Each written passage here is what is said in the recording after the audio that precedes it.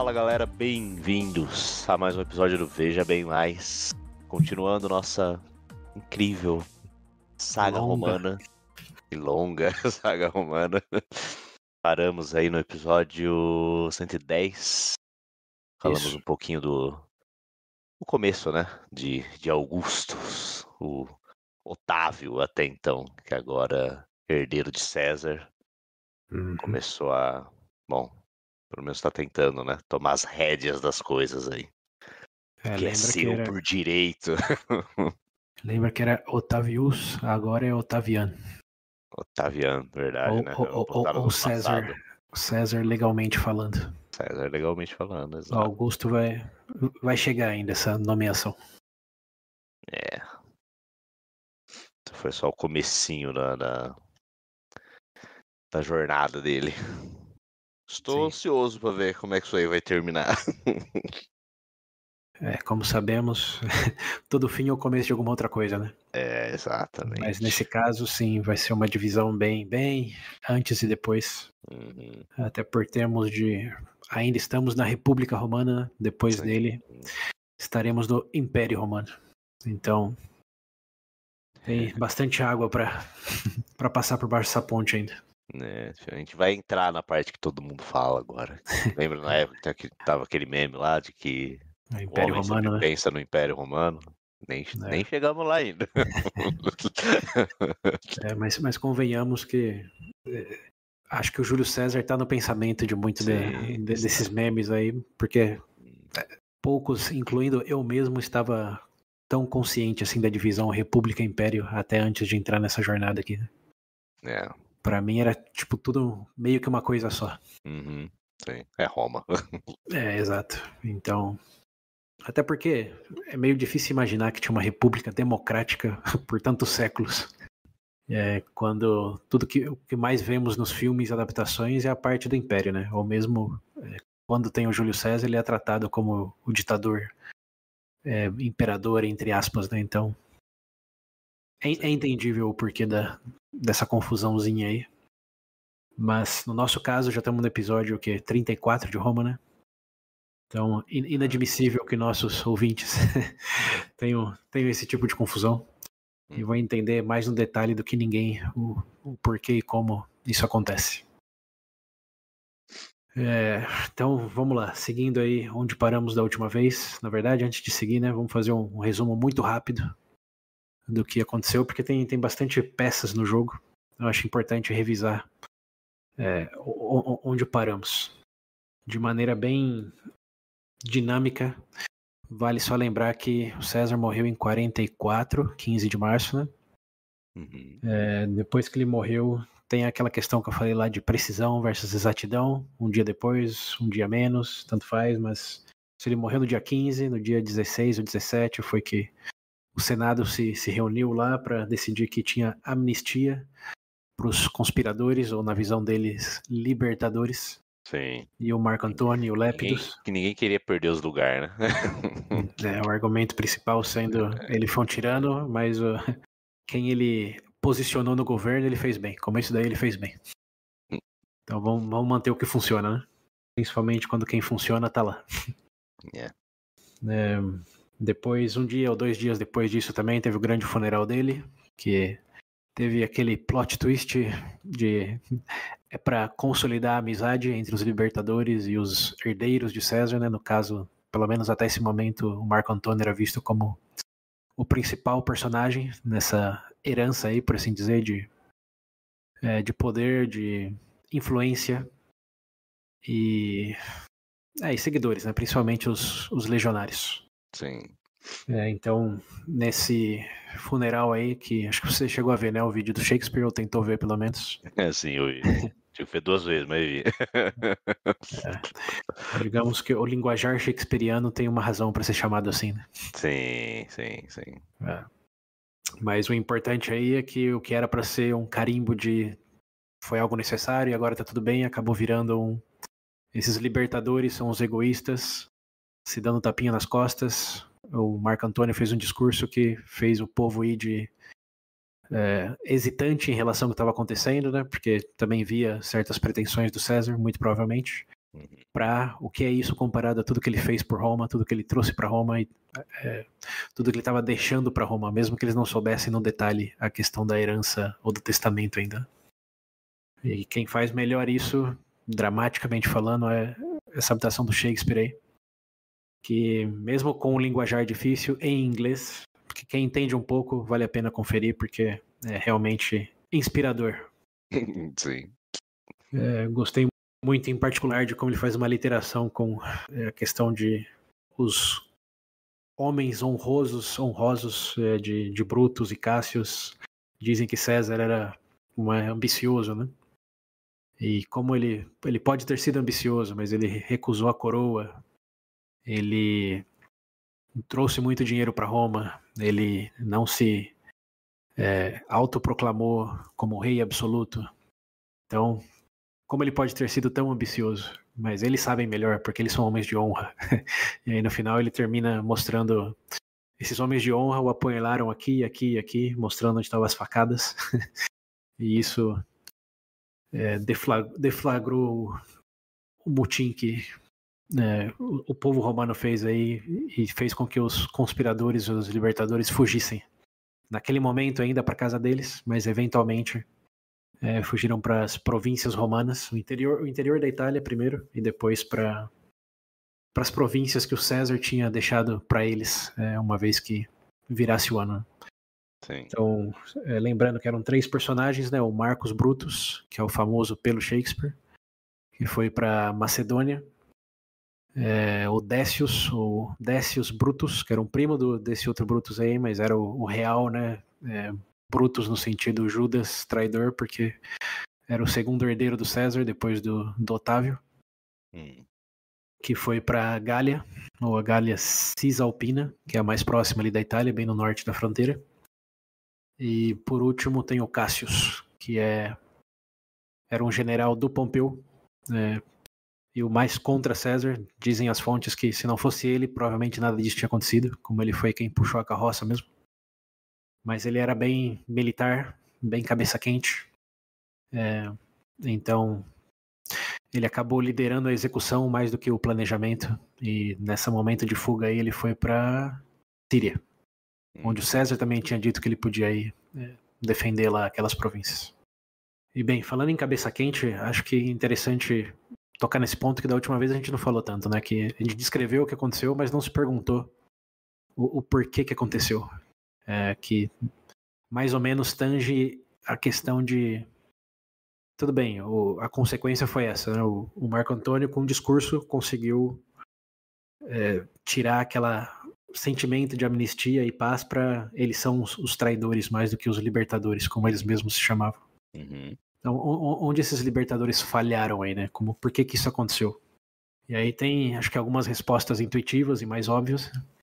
E a primeira sendo, por que o cara fazendo o discurso tá vivo, né? Dado que ele é o braço direito, né? Era o braço direito e o que ia acontecer, né? O que será que eles imaginavam que ia acontecer? Como deixar o braço direito vivo? Faltou um pouco de planejamento pós-assassinato aí. Exatamente. Como o que eles foram até, tipo, vão matar o César, beleza. E depois? Beleza. E agora? Um com a faca na mão. Tá, e agora? Acho que foi aquele famoso depois a gente vê, né? Isso.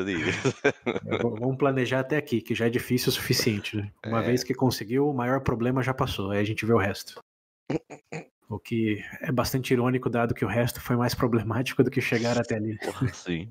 Mas isso assim, até em nota anacrônica, na maioria das revoluções aí ao longo da história, você observa esse mesmo tipo de coisa. Incluindo talvez uma das mais famosas aí, que é a Revolução Francesa, né? Que, beleza, cortaram a cabeça do rei, mas e aí? Né? E agora? E aí que no caso da França veio o Reino do Terror, veio Napoleão. E bom, no caso de Roma a gente está vendo o que está por vir, muitos já sabem, mas é meio engraçado, tragicamente falando, como vamos dizer, a história não se repete, né, cientificamente falando, entre aspas. Sim. Mas ela rima em muitas circunstâncias. E essa rima aí se dá normalmente essa falta de planejamento. E, bem, então, só para tocar nesse ponto, né? Tem que prestar atenção aí de como esse depois a gente vê, muitas vezes sai pela culatra. Sim. E, bem, algo que, falando em planejamento, o César sim fez foi deixar um testamento com tudo planejado, né? O plano sucessório. E essa foi a última coisa que aconteceu aí. Embora as fontes se misturem em quando isso aconteceu, foi antes, foi depois do funeral, foi durante o funeral, o consenso é que, bem, a hora que foi aberto o testamento, a surpresa maior é que o Marco Antônio, mesmo naquele papel de herdeiro, não tinha ficado com basicamente nada relevante. Mas sim o sobrinho dele, que até seguindo essa lente histórica, né, não era conhecido por basicamente ninguém, que é o Otávio, era o Otavius, né? Uma vez que o César decretou ele como principal herdeiro, deixando basicamente 75% da fortuna dele. Os outros 25% ficou para o povo romano. E alguns outros generais aí, como eles ficaram. O Marco Antônio recebeu algo, os outros generais dele, o Lépidos, receberam alguma coisinha, vai. Não sei o que, mas um souvenir eles ficaram. Mas o principal... ficaram com o escudo que o César usou na Batalha de Alésia. Então, essa aqui é seu. Então, prende lá na sua parede, né? Coloca esse pôster aqui da sessão de fotos na Gália 53.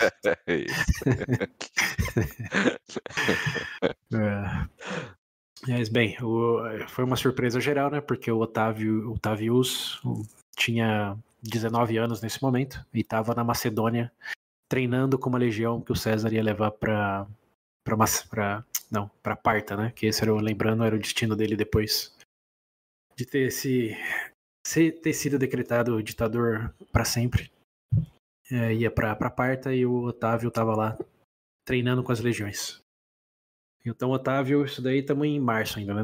Na primeira quinzena de março, na segunda quinzena, entre o dia 15 e 20 mais ou menos, tudo isso aconteceu. E o Otávio só ficou sabendo da morte dele 10 dias depois e chegou em Roma 3 meses depois, né? Foi em março, abril, maio, 2 meses depois. Chegou só em maio em Roma, e só ali, quando ele chegou na Itália, um pouco antes, ele descobriu que ele era o herdeiro. E contra o conselho do padrasto e da mãe, ele decidiu sim aceitar o nome César e ir atrás da fortuna e tudo que isso implicava. Então, com 19 anos, decidiu que não queria riqueza e aposentadoria, queria fama e glória. Foi para cima contra tudo e todos, principalmente o Antônio, né? É muito importante aí destacar que o conflito entre ele e o Antônio começou aí, que o Antônio, dá para se imaginar, né? Era um veterano já de várias campanhas, desde lá da Gália, e de repente um moleque de 19 anos vira o herdeiro, vira para colocar em termos técnicos, né? O fodão da vez, pelo menos no papel. Não o culpo pela frustração, não. E com atitude, né? Tem que lembrar que ele aceitou toda essa responsabilidade, então ele tinha atitude para isso. Não eram como aquele, tudo bem, vai. Mas me diz aí o que eu devo fazer. Foi, não, eu controlo agora, sai daqui. Deixa comigo, vai. Eu sou o César. Exato. O nome faz a pessoa. Mas bem, aí teve um primeiro conflito que o Antônio não quis dar a herança, né? Ou ficou dificultando. E o Otávio aí já demonstrando bastante, mais do que atitude, mas bastante estratégia, bastante, qual é a palavra? Poder de execução. Começou a pegar empréstimo, começou a fazer aliança e decidiu ele mesmo pagar do bolso dele o que o César falou que tinha que ficar pro povo romano. E isso foi visto pelo povo romano como um favor do Otávio / César, mais do que como algo que caiu no colo, né? Então ele ganhou muito respeito por isso, muita notoriedade, que também foi uma falta de planejamento do Antônio, seguindo essa linha aí E depois? Bom, depois foi isso. O Otávio ficou 10 vezes mais famoso porque ele teve que fazer isso do que se ele simplesmente tivesse repassado a grana em primeiro lugar. E bem, o que continuou causando atrito aí é que o Otávio, por mais que tivesse esse dinheiro e o apoio, ele não tinha nenhum poder no Senado, né? Não era político. Então, por mais que ele tivesse força e desejo, ele não tinha o carimbo de ninguém para fazer o que tinha ambição de fazer. Isso foi, digamos, crescendo ao longo do tempo, essa tensão. Mas chegou um momento em que o Otávio quis meio que forçar a barra pro Antônio aceitar ele como um braço direito, e o Antônio disse, não, fica quietinho aí, enquanto você ficar quietinho aí, eu vou pegar as legiões que estavam com você lá na Macedônia para me ajudar a recuperar a província da Gália Cisalpina, que é para onde ele queria ir, né? Sim. Então, lembrando, o consulado dele terminava ali no ano de 44 mesmo.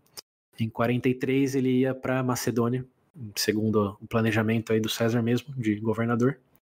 Mas ele, de repente, decidiu que lá não era legal, porque não era tão rico, não era estratégico. A Gália Cisalpina seria melhor, então ele decidiu ir para lá. E uma curiosidade aí é que para ele ir para lá ele tinha que ter o veto do Senado, certo? Porque ainda funcionava ali, digamos, uma maquiagem da República. Mas claro que o Senado já tinha ratificado o Décimos, que era um dos assassinos, que já estava lá. Então, para conseguir reverter isso, uma das primeiras coisas que ele fez foi tentar fazer os tribunos da plebe, esse é um detalhe que eu deixei de fora da última vez, a votar para dar um override nessa decisão aí do César. Tipo, os tribunos da plebe iam votar que quem tinha que ir para Gália, ou para Gália Cisalpina, era o Marco Antônio. Sim. E para conseguir o voto dos tribunos da plebe, ele teve que pedir a ajuda de ninguém menos do que o Otávio, que já estava muito popular já com esse povo. Teve que engolir o orgulho. Então, nesse pequeno momento aí, o Otávio e o Marco Antônio fizeram uma parceria, o Otávio ajudou ele a conseguir o voto do tribuno da plebe. Em troca, ele queria o apoio, a ratificação aí do Antônio para ok. Né? Quando virar o ano, eu vou te fazer um oficial do governo e junto você vai poder governar. Mas o que aconteceu é que sim, ele conseguiu o voto da plebe, mas o Senado, no caso aí representado pelo Cícero principalmente, falou não, isso não vale, o Senado pode vetar o que o tribuno da plebe decidiu, então eles vetaram, e ficou nessa de a plebe quer que o Antônio vá para lá, e o Senado falou que não vai para lá, foi vetado. E deram instrução pro Décimos defender, né? Falou, ó, se defende a sua província aí, porque isso está vetado. Aí foi quando o Marco Antônio falou, então eu vou, se tá vetado, eu vou passar por cima do veto, com alguns soldados. Então ele foi levantar mais legiões, e uma dessas legiões, 4 dessas legiões vinha lá da Macedônia, que estava treinando com o Otávio. Então ele foi para o sul da Itália, onde chegou essas 4 legiões e ouviu que eles estavam mutinando de que não ia apoiar o Antônio, que eles iam apoiar o Otávio. Então ele foi para lá resolver esse probleminha aí, de que era dele as legiões, não do Otávio. E nesse meio tempo que ele foi para lá, o Otávio, com seus guarda-costas, não exército de 3 mil homens, se colocou em posição, acho que eu disse da última vez que ele ficou ali na periferia de Roma. Tem algumas fontes que dizem que ele entrou em Roma, tem outras que dizem que ele ficou próximo de Roma. Um parênteses nessa questão aí de detalhes, né? Tem uma questão que dos historiadores dessa época, parece que pelo menos metade deles era a favor do Augusto, que estava sob a tutelagem dele, por assim dizer. Então eles escreveram narrativas que o favoreciam. Como, por exemplo, que ele se esforçou muito para conseguir os empréstimos para doar para a população, enquanto outras fontes diziam ele meio que vendeu às pressas o que ele conseguiu, porque muito do que ele herdou tinha sido confiscado pelo César, de pessoas que estavam em exílio de Roma, porque eles eram pompeanos, então era meio como ilegal. E agora que eles podiam voltar, porque o César já não estava na equação, eles queriam de volta, enquanto o Otávio queria vender. Então existem essas contradições aí que vai aparecer muito ao longo do resto da história aí. Acho que algumas fontes falam muito bem do Otávio, que ele fez tudo direitinho e só queria melhor para Roma, e tem outras que não são tanto por essas vias. Isso é relevante nesse momento aí de que o Antônio está indo falar com essas tropas aí da Macedônia, porque tem fonte que diz que eles eram pró-Otávio, e tem outras que dizem que eles só queriam apostar no cavalo que tinha mais chance de ganhar nessa corrida. E como o Otávio tinha o nome César, era mais esse o argumento do que, digamos, a dignidade ou respeito que ele levantava nas pessoas. Então esse é o detalhe para ficar consciente aí, que sempre vai ter essa divergência. Sim. Mas fechando esse parênteses aí, seguindo o que aconteceu lá, que o Antônio matou alguns líderes aí dessas reclamações que ele estava ouvindo de que eles não iam se afiliar ao Antônio. E voltou para Roma assim que soube que o Otávio estava, digamos, ameaçando ali as redondezas. E nessa volta aí, das 4 tropas que tinham vindo da Macedônia, 2 delas, quando chegaram próximo de Roma, desertaram para os guarda-costas, que não era exército, né, do Otávio. Então aí o Otávio, que já tinha 3.000 soldados, o Antônio levou para ele mais ou menos mais 5.000, para assim dizer. Então, o Antônio, de novo, tentando resolver a situação e só melhorando ela pro Otávio. Deus. Mas o Otávio ainda assim estava em minoria, né? Porque o Antônio tinha mais tropas que ele tinha direito, né, ou liderava por ser um cônsul. Então, naquele momento não teve embate, como até comentei no último episódio, mas é interessante esse detalhe aí de que os guarda-costas do Otávio aumentou nesse momento aí, quase que duplicou. Sim. Nesse detalhe aí, que foi em novembro de 44, mais ou menos. Mas aí o Antônio, já vendo que a coisa estava ficando ruim para ele, né, que agora os soldados podiam desertar, ou mais soldados podiam desertar, quanto mais ele ficasse perto ali. Sim. Ele decidiu não esperar nem o consulado acabar e partir direto lá para Gália Cisalpina para garantir que fosse dele e não do Décimos. Então não teve batalha nenhuma, né? Não, nesse momento não. Uma coisa que ele foge pra... Não, mas espere, calma, estamos fazendo o review ainda, que está sendo um review talvez até mais longo do que esperado, mas eu estou adicionando informação, então... Ok, tá. Esse é o momento aí que no último episódio eu só falei, o Otávio foi para lá com 3.000 homens e depois fugiu porque o Antônio voltou com 30.000, isso foi o que eu falei. E aqui eu tô complementando que desses 30.000 do Otávio, pelo menos uns 5 desertaram pro Otávio. Então ele, naquele momento ali, novembro de 44, ele já ficou mais forte do que ele era antes desse pequeno momento aí. Mas não é ainda o conflito que você está se referindo. Esse conflito vai começar agora, que virou o ano, estamos em 43 agora. Janeiro, o Otávio perdeu, quer dizer, o Antônio perdeu o consulado, em teoria virou um procônsul. Mas estava lá batendo na porta do Décio falando essa província é minha. E o Décio falou não, o Senado ratificou que é minha, você não tem direito. E ficou aquele estado de sítio. O Antônio sitiou a cidade de Mutina, fez um muro em volta do muro, igual o César fez lá na Gália várias vezes. E o Senado mandou os outros 2 novos cônsules, que era o Panza e o Irto, acho que era o nome dele, para ir confrontar o Antônio. E também contrataram, entre aspas, aí, o Otávio, que já tinha aí agora algumas legiões, né, 3 legiões, para ajudar eles. Ele foi feito pretor, com 19 anos ainda. O Cícero abraçou ele, disse agora eu prefiro você que o Antônio. Vai lá ajudar a derrotar o Antônio em pró do assassino do seu pai, o Décimos, que tá lá em Mutina. Deus. Então foi esse o rolo, para usar termos históricos. E, bem, aí o Otávio foi com um dos cônsules, enquanto o outro foi levantar mais legiões. Um foi pro lado esquerdo, outro foi pro lado direito, ambos todos subindo aí pro norte da Itália. E o Antônio, quando ficou sabendo disso, decidiu que ia atacar o que estava sozinho lá, levantando tropas, que acho que foi o Irto, mas talvez eu tenha trocado os nomes. Detalhes não importam, estamos no alvo ainda. Sim. Ele foi para um dos cônsules que estava sozinho, e esse cônsul aí perdeu porque não esperava isso. E o Antônio era um general militar bem capaz, né? Como até falei, como político ele era um excelente general. Sim. Então o Antônio ganha nesse primeiro embate aí contra o Senado, por assim dizer.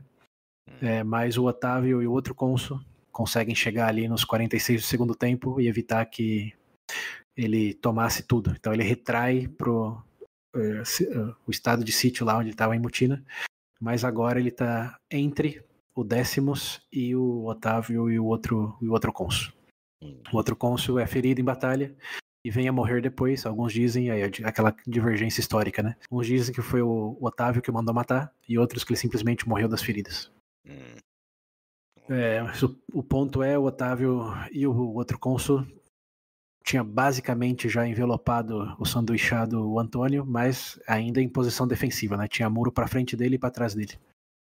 Porém, eles viram uma fraqueza aí em um desses pontos desse muro e decidiram atacar. E quando eu digo eles, eu quero dizer o cônsul. O Otávio, lembrando, 19 anos, sem experiência militar.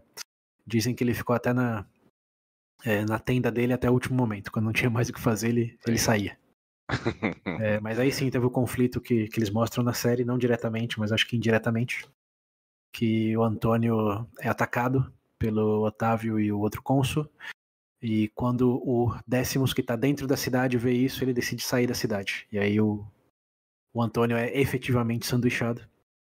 Mas, lembrando, ele é um bom general, ele vê o que está acontecendo, ele sabe que já perdeu, então faz aquela retirada estratégica. Ele não perde, ele só se retira, sabendo que ali não teria vitória. Mas nessa retirada aí ele consegue matar efetivamente o outro cônsul que tinha sobrado. De novo aí, morreu em batalha alguns, o outro foi o Otávio que mandou um soldado dele matar esse outro cônsul. Porque no fim do dia, independente das razões, o Antônio tinha fugido e o Otávio estava com todas as legiões no colo. Acho que eram 8 legiões no total, porque os 2 cônsules tinham morrido e ele estava como o terceiro ali, né? Então caiu no colo dele. 8 legiões. Ó, que sorte, né? Ó a sorte aí, voltando. Só que diferente do César, é uma sorte que talvez, né? Você gosta de teoria da conspiração, tenha sido o Otávio mesmo que alavancou a sua própria sorte, por assim dizer. Sim. De todas formas, ele estava com essas 8 legiões aí e ele decidiu não perseguir o Antônio. O Antônio fugiu lá para a Gália Transalpina, que é mais para o interior lá do que hoje a gente chama de França. E o Senado, no caso Cícero, falou, vai atrás dele. E o Otávio falou, não vou atrás não. Na verdade, eu acho que essa é uma boa oportunidade para que vocês me condecorem o cônsul, dado que os outros 2 morreram, e eu sou o vitorioso aqui com as legiões. Sim. E no primeiro momento, o Senado disse não, mesmo que ele tenha mandado legionários lá para insistir nisso. E quando os legionários voltaram, eles falaram, eles não aceitaram a proposta, talvez é um bom momento de você perguntar de novo, mais com as 8 legiões do seu lado, em vez de só um grupo de representantes. E foi o que o Otávio fez. E eu acho que justamente aí paramos no último episódio, né? Que o Otávio tinha ido para Roma, pedir de novo, só que agora full force. Enquanto o Antônio estava lá na Gália Transalpina já. E o Senado tinha pedido pro Lépidus. O Lépidus estava na Espanha, né? A gente nem mencionou ele, mas ele era o braço, o rei da cavalaria, o chefe da cavalaria do César. Uhum. E ele tinha ido para a Espanha lidar com o filho do Pompeu lá, o Sextus, conseguiu. O Sextus voltou lá para Sicília, mas o Leptus estava lá, era um dos cesarianos, assim, da geração original. E o Senado falou, vai para cima do Antônio, pegar ele lá na Gália, que acho que o Leptus tinha mais ou menos umas 8, 9 legiões. Ele falou, vai para lá e junto você de um lado e o Décimos do outro, vocês sanduícham o Antônio e acaba com sua ameaça. Então, esse é o cenário, nesse momento. Tem o quê? Acho que 4 variáveis. A primeira, a gente acabou de falar, é o Marco Antônio, tá fugido aí lá na Gália, no meião da Gália. A segunda é o Senado, que por um lado mandou o Lépidus e o Décimos ir atrás do Antônio, e também mandou o Otávio ir atrás dele, mas o Otávio falou não e foi atrás do Senado. Então eles tinham mandado um povo ir caçar de um lado e estava tentando se defender do outro, com o Otávio ali na porta com 8 legiões. A terceira variável, o próprio Otávio, que estava ali no campo de Marte, fora dos portões de Roma, com 8 legiões. E a última variável, a quarta, é o Brutus e o Cassius, que estavam lá nas províncias deles, né, pro leste, vamos chamar assim. E o Senado falou, volta para Roma, porque deu ruim aqui, venha me proteger. Eles falaram, não, estamos levantando legiões aqui, você consegue se virar aí, não é tão problemático assim. Help me, não. Ele falou, não é o momento.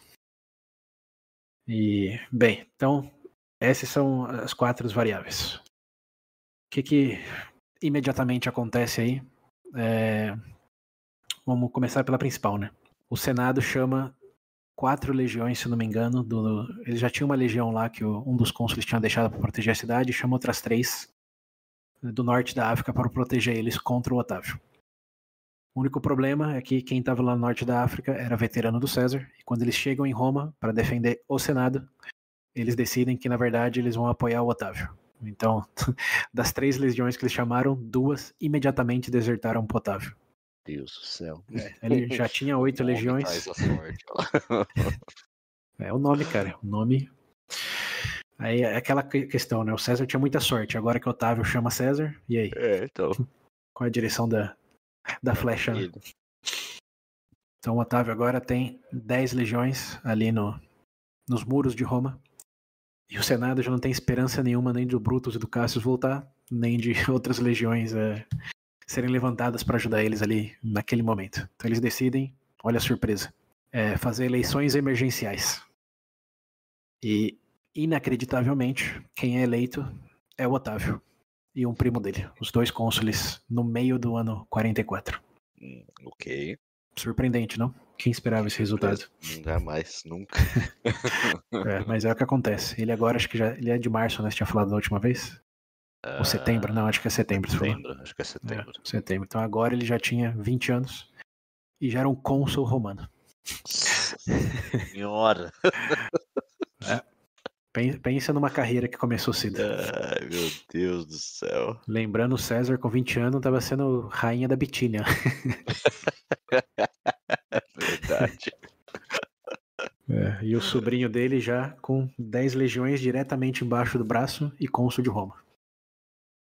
E bem, a primeira coisa aí que o Otávio, ou César, Otaviano faz é decretar os assassinos do pai adotivo dele como inimigos do Estado. Então lembra que tinha sido dada uma amnistia, mas assim que ele é eleito, isso a série faz bem, né? Você viu o episódio da série aí? A primeira coisa, a série Roma, segunda temporada, estamos acompanhando aí pra quem não sabe, isso acho que é o episódio 3 ou 4, né, que eles retratam isso. A primeira coisa que ele faz como cônsul é proclamar o Brutus, o Cassius e o Décimos como inimigos do Estado. Sim. Então, olha como as coisas viraram aí. Ele estava, em teoria, ajudando o Décimos contra o Antônio faz 2 meses, ou 1 mês, dependendo do quão preciso é a coisa aí. E acabou agora de decretar o Décimos o inimigo do Estado, junto com os outros 2. E isso, obviamente, vai contra o que o outro pai adotivo dele, bem entre aspas aí, né, o Cícero, tinha escolhido ele porque ele acreditava que ele era menos pior do que o Antônio, né? E agora ele acabou de virar a casaca, falando, não, agora eu que mando, e eu decido que os inimigos do meu pai adotivo são os inimigos, quer dizer, os assassinos, né, do pai adotivo, são inimigos do Estado, e rescindiu a declaração de que o Antônio era inimigo do Estado, porque quando o Antônio já perdeu o cargo de cônsul e estava contra o exército romano, lá na região ratificada pelo Senado de que era do Décimos, ele se tornou o inimigo do Estado. Então são as 2 primeiras coisas que ele faz. Decreta os assassinos inimigos, então acabou a amnistia, e rescinde o fato de que o Antônio era um inimigo do Estado. E em paralelo a isso, ele manda uma carta lá pro Lépidos e pro Antônio, dizendo, agora eu tô em Roma, acho que se a gente unir forças contra os nossos reais inimigos, que são os assassinos, os conspiradores, ou libertadores na visão deles, seremos invencíveis. Porque quem são os inimigos, né? Quem são os libertadores? O Décimos, que tá ali meio que sozinho na Gália Transalpina, Cisalpina, perdão, e o Brutus e o Cassius, que estão lá no leste. Então, se eles juntarem as forças, lembrando, o Otávio tem já 10 legiões, o Lépidos tem mais ou menos umas 9, e o Antônio está tentando levantar legiões lá no meio da Gália, mas claro, são veteranos do César, a Gália lembra onde ele meio que conseguiu a consagração dele com César, então ele tem muita chance de levantar mais tropas ali. E o que você acha que acontece? O que você acha que eles dizem para esse pedido de amizade? Principalmente o Antônio, né? Que tinha aquela coisa de, ô moleque, o que você tá fazendo aí no meu lugar? Sim. Eu? Você acha que não? Que eles negam? De início, eu acho que não. É porque eu tô lembrando da série, mas eu acho que na série é mais pra frente, não é? Estamos nesse momento da série. Só que a série faz todo um drama de mandar a mãe do Otávio pra encontrar o Antônio, que eles são amantes. Mas estamos falando desse momento aí. Sim. Agora eu não sei até onde a série foi fiel. Tô criando a dúvida, né? Porque se for igual a série, aceitou, vamos lá. Mas eu lembro de você ter falado que dessa parte, principalmente, é muito diferente da realidade. Então estou a acreditar que de início não, ele não Não aceita de bom grado. Bem, nesse caso em específico, a série fez bem, sim. Até porque o Antônio, vamos pensar contextualmente, né? Ele estava fugido no meio da Gália, como o que mais que ele podia fazer, sozinho. Mesmo que se ele levantasse, sei lá, 3, 4 legiões contra 9 do Lépidos e 10 do Otávio, mais a do Décio, né? Que estava lá ainda com umas 2 legiões na cidade de Mutina. O que ele podia fazer? Isso foi a melhor coisa que podia ter acontecido para ele. Agradecer então, ao sol, aos céus. É o sol também, a chuva, tudo. Fortuna, todos. Então ele aceita de muito bom grado. E o Lépidos, o Lépidos é meio que a terceira roda, assim, né? Nessa carruagem. Ele diz, claro, somos aqui os originais. O Antônio, ele, o César eram a tríplice, né? A aliança ali. O César morreu, o Antônio não, o Otávio apareceu. Mas claro, ele já até tinha, dizem algumas fontes, surrentinamente se aliado com o Antônio antes mesmo do Otávio virar cônsul em Roma. Lembra que eu falei que o Senado disse para ele vai atrás do Antônio? Ele falou, vou sim, mas foi naquela barrigada de não consigo encontrar ele, se encontrar vai acontecer alguma coisa que todas as minhas tropas vão se render imediatamente para Antônio. Então esse carimbo aí do Otávio meio que só concretizou algo que já estava nas intenções do Lépidos, de se aliar ao Antônio, porque eles nunca foram inimigos, né? Como esses dois aí nunca tiveram divergência entre eles. Então, com essa carimbada aí, os três decidem que sim, agora é o momento de juntar forças e ir atrás dos inimigos do Estado. Que lembrando, um deles está ali perto, que é o Décius, o segundo herdeiro, né, caso o Otávio não tivesse aceito a herança.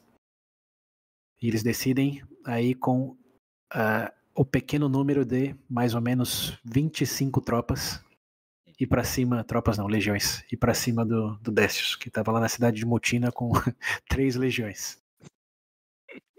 Então, quando os soldados do Décimos se interam disso, ficam sabendo disso, que tá vendo 25 tropas de legiões para cima deles, né, do leste ali, da Espanha, da Gália e agora subindo de Roma, eles decidem que é melhor se render de uma vez e desertar.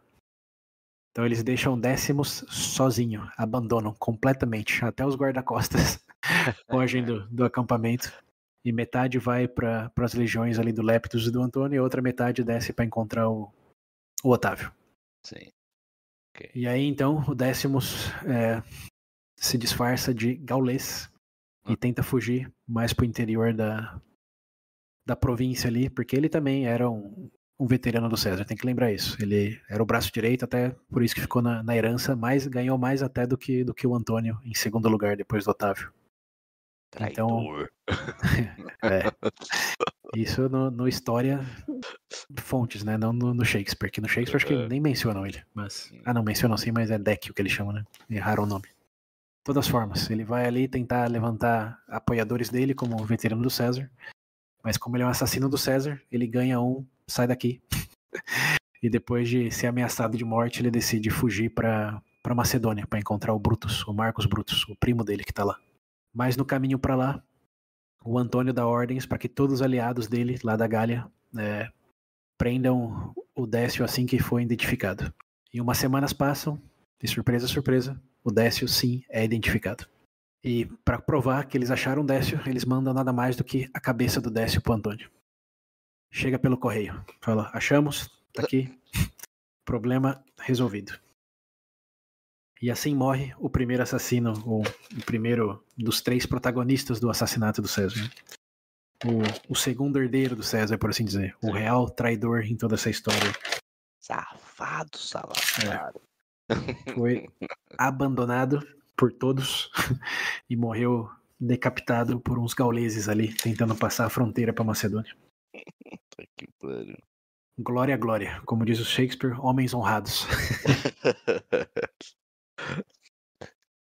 E, bem, nesse momento, já dá para saber, né? O Otávio, o Antônio e o Lépidos têm basicamente todo o poder ali no que é oeste de Roma. Eles têm aí 25 legiões, entre 25 e 30 legiões. E não tem mais ninguém ali que possa ir contra eles. O único inimigo seria o Brutus e o Cassius, que estão lá no leste. Um na Macedônia, o outro na Síria, estão levantando tropas ali.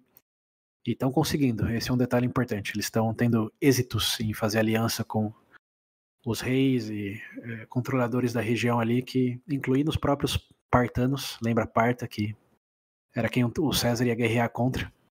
O Cassius consegue uma aliança com eles, porque, óbvio, os partas sabiam que Roma dividida era melhor que Roma unida, então apoiando uma parte para derrotar a outra parte, eles falaram, não, vamos te ajudar assim. Vamos, tranquilo. E com isso eles estavam levantando bastante legiões. Nesse momento não tenho claro o número, mas era algo assim já mais de 10 legiões, que obviamente estavam bem treinadas, já era ali de uma região que conhecia a guerra, né? Estamos falando desde antes de Alexandre o Grande, o que nunca faltou no leste ali foram guerras. Então, o Antônio, o Lépidos e o Otávio decidem que sim, o próximo passo é ir para cima desses dois, mas que não é o momento ainda, como eles têm que garantir, não só, eles não querem uma chance de vitória, eles querem a certeza de vitória. Então eles se encontram ali, um pouco depois do Décimos fugir, o Décimos Brutus fugir e depois ser decapitado, eles se encontram os três, é a primeira reunião presencial dos três. Até esse momento não tinha tido uma oportunidade desse encontro aí os principais herdeiros do César, por assim dizer. E nesse encontro eles decidem que, já que os três têm talvez o maior exército romano até aquele momento na história de Roma, e um tem o nome do César, o outro tem o apoio das legiões, tem o poderio militar, que seria o caso Antônio, e o Lépidos tem tudo isso que o Antônio tem, só que do lado da Espanha, que eles não precisam de um senado. Então eles decidem ali, só os três, que eles vão compartilhar o governo de Roma entre eles. Não vão se chamar de ditador, porque esse é um cargo que o próprio Antônio tinha abolido assim que ele virou cônsul, né, após a morte do César. Mas eles vão dividir o poder ali entre eles três. Eles se dão o direito de, pelos próximos 5 anos, decretar legislação sem que o Senado possa vetar. E também se dá o direito de apontar pessoas para cargos políticos de forma direta, sem eleições. Só isso. Só isso. Nada demais. Isso te lembra alguma outra reunião entre 3 pessoas que decidiram mais ou menos a mesma coisa?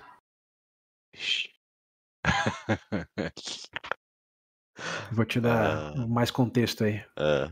Lá no ano, acho que foi o que? O César foi pra Gália em 58.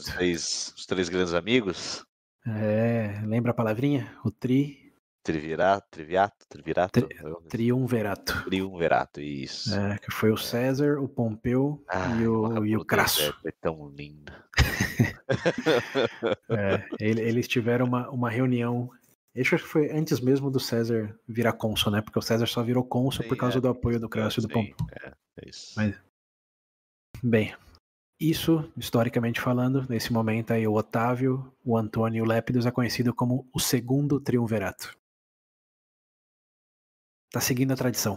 Eu falei, a história talvez não se repete estritamente falando, mas rima, e nesse caso até o nome é o mesmo, só mudou de 1 para 2. E bem, como eles tinham essa aliança formada, eles decidem voltar para Roma para consolidar o exército e levantar fundos para levantar mais legiões para ir lá pro leste. Porque se tinha algo que eles não tinham, era riqueza consolidada. Roma estava meio que quebrada nesse momento aí.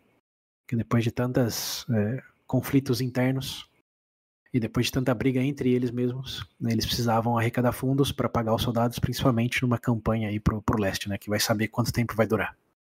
Então eles precisavam de dinheiro. Como o Otávio já tinha gastado muito dado pro povo romano, precisavam levantar novos fundos. E para isso voltaram os 3 para Roma, agora como o segundo triunvirato. Sim. E a primeira coisa que eles decidem, voltando para Roma, é que, diferente do César e do Pompeu e do Crasso, eles querem oficializar esse acordo deles aí, para não ter ninguém achando que eles não controlam nada. Que isso foi algo que o César tentou garantir, né? Que o primeiro triunvirato é uma conspiração. Esse daí com o apoio da plebe, os tribunos da plebe, foi legislado de que o governo de Roma seria dado a essas 3 pessoas aí para os próximos 5 anos. Então virou lei, segundo o triunvirato. E como agora era lei, a primeira coisa que eles decidiram fazer é algo que também aconteceu na década de 70 e 80, antes de Cristo, claro, de um outro cara que a gente lembra aí, chama Sulla. Lembra desse cara aí? Sim.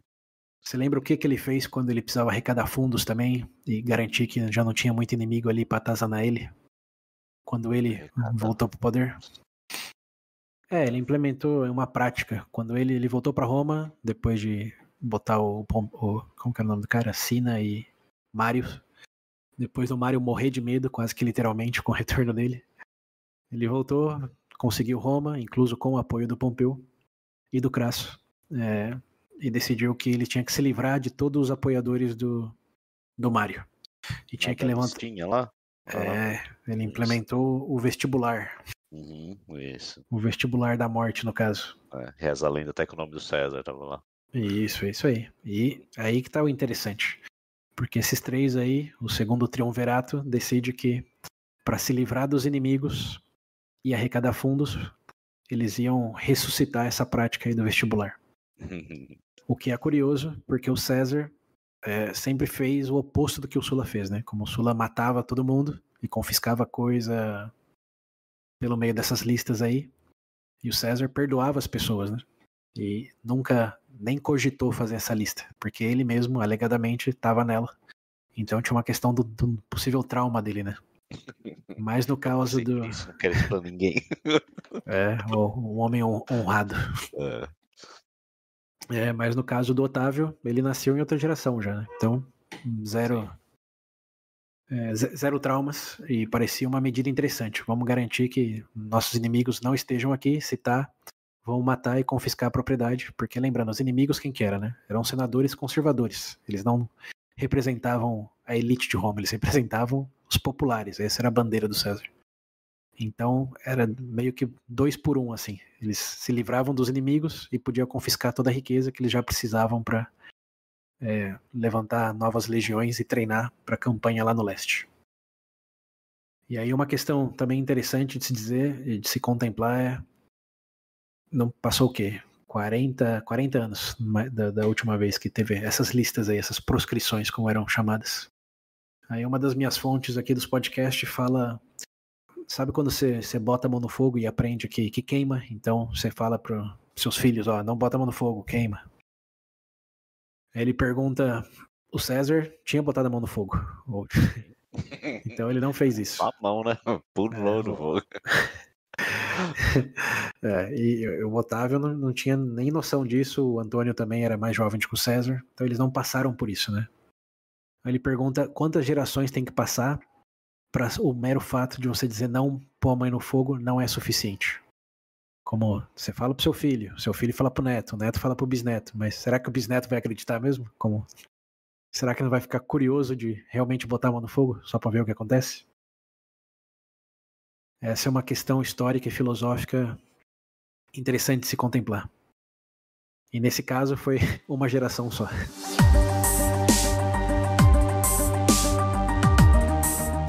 E bem, foi decretado no começo aí acho que 17 nomes, depois subiu para 50, depois subiu para 100. Roma virou uma tempestade do terror, para roubar um termo aí que eu falei da Revolução Francesa no começo do episódio. E o interessante dessa dinâmica aí não só é que eles ressuscitaram algo que o César meio que foi contra, ele se... como isso que eles estavam fazendo agora foi o que o César meio que quis garantir ter poder para que não acontecesse mais. De novo, a ironia das coisas, né? O César disse que não queria nenhum outro Sulla fazendo isso, e tá aí os herdeiros dele fazendo exatamente isso.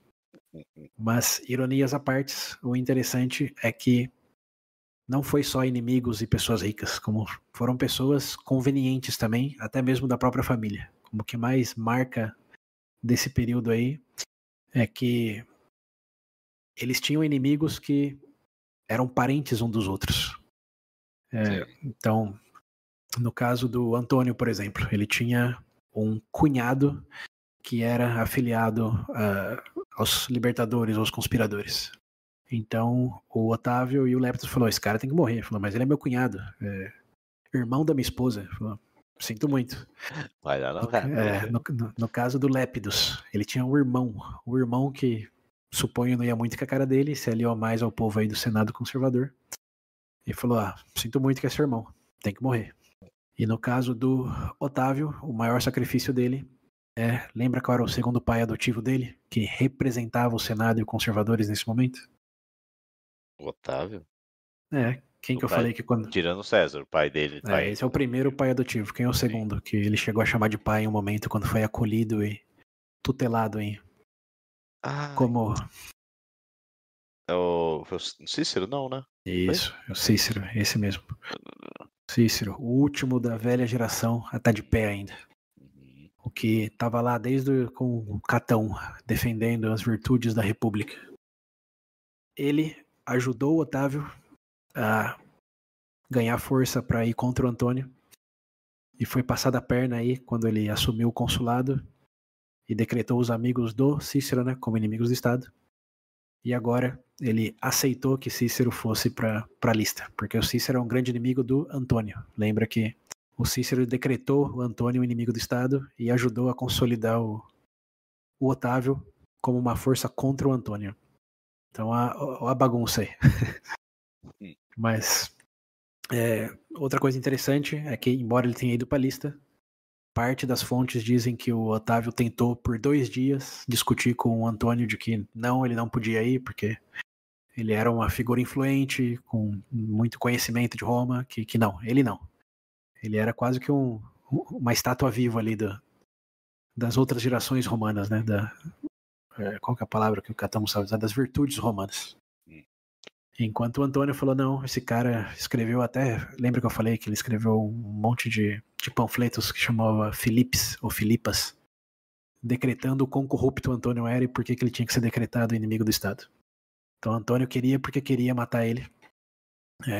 E o Otávio possivelmente disse que não, ou, segundo outras fontes, simplesmente aceitou e falou, esse cara já não é mais problema meu.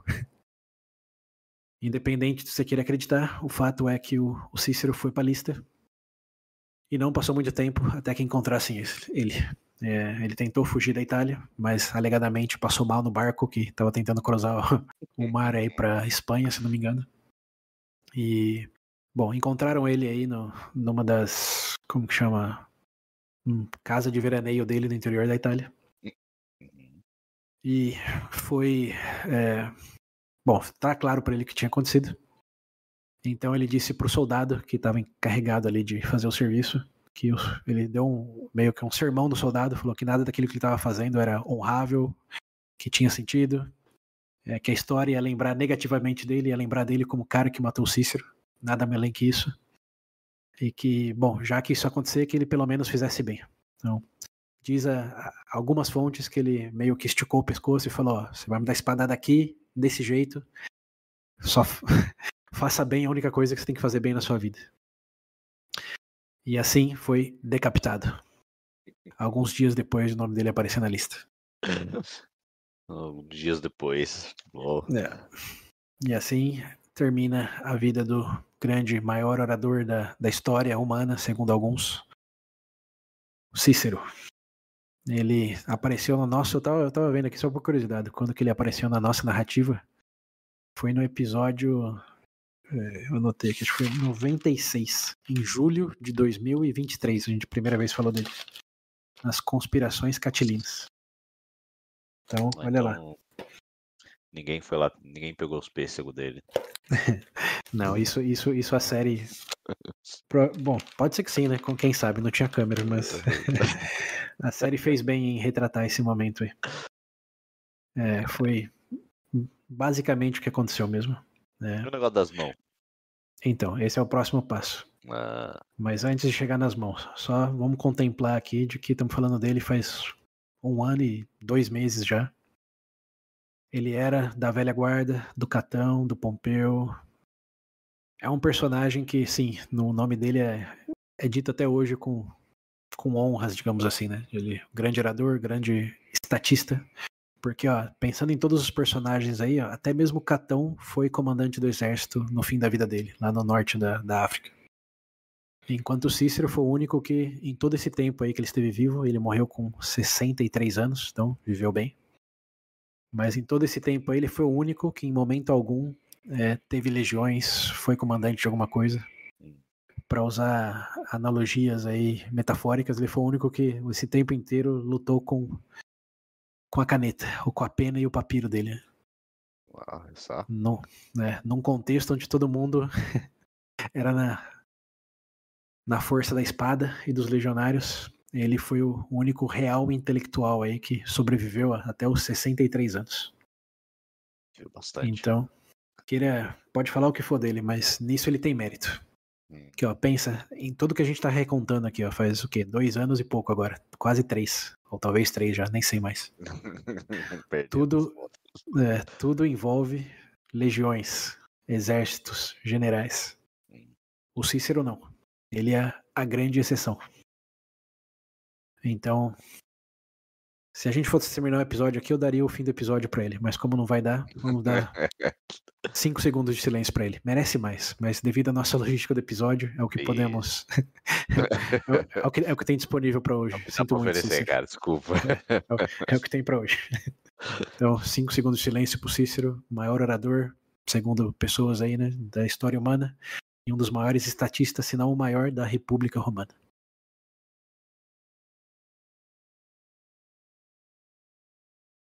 Continue descansando em paz, Cícero. É isso, descansa aí. E bem, o que não descansou em paz foram, sim, as mãos e a língua dele, que foram cortadas e pregadas nas portas também do fórum. A língua também, porque ele era um orador, né? Ele não só escrevia os panfletos, mas sim, a língua dele foi o que a esposa do Antônio, diz algumas fontes, fez questão de que fosse pregada na porta do Senado também. As 2 mãos e a língua dele. Então, por mais que ele acreditasse a respeito, não foi muito respeitado não, pelo menos nesse sentido, pós-morte imediata. Mas bem, aí acabou realmente todo o tipo de oposição em Roma, para o que seria o oeste de Roma ali, por parte dos pompeanos. Tinha ainda uma pequena probleminha do filho do Pompeu, o Sextus, que estava lá na Sicília ainda, mas isso a gente vai falar depois. O que importa é que o segundo triunvirato estava ali na cresta da onda, agora com essas proscrições, tinham matado acho que mais de 200 pessoas, e tiveram um problema também irônico, falando de ironias, que eles mataram tantas pessoas, principalmente os ricos, né, para confiscar as propriedades, que eles tiveram dificuldade em achar pessoas que comprassem essas propriedades que eles confiscaram, porque já não tinha pessoas ricas em Roma. Então, é um problema que eles mesmos criaram. Confiscaram um monte de coisa e ia vender para quem? Até porque se alguém comprasse, o que significava, né? Que essa pessoa tinha dinheiro, então por que ela tá viva ainda? É uma coisa de ouvir a galinha. E além disso, tinha também a questão de quem tinha dinheiro e recursos para sair já tinha saído e tinha desertado pro lado do Brutus e do Cassius ou pro lado dos Sextus aí que estavam um pouco mais próximos na Sicília. Então, com esse problema, aí vira o ano já, estamos em 42, eles ainda, a proscrição termina mais ou menos em janeiro de 42. Eles estão com muitos recursos na mão, mas poucos fundos. Então eles decidem fazer o que até aquele momento era impensável. Eles decidem levantar recursos cobrando impostos dos italianos. Ninguém em Roma ou na Itália, nesse sentido, pagava imposto até aquele momento. Sim. Era só províncias romanas que tinham que contribuir, e não era nem sempre pagando imposto diretamente, senão que contribuindo homens do exército, coisas nesse estilo. Sim.